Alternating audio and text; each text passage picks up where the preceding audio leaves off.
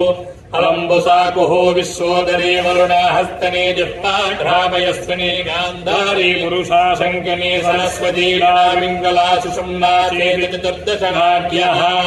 सर्वसंक्षोभिन्यादि चतुर्दशारदेवताः प्राणापानव्यानो दान समान नागकूर्म कृकर देवदत्त हनुञ्जयाख्या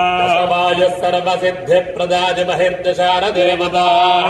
एतद्वायुः संसर्गो वादिभेदेन रेचक पाचक शोषक दाहक पावक अमृतमिति प्राणमुख्यत्वेन जठरो भवति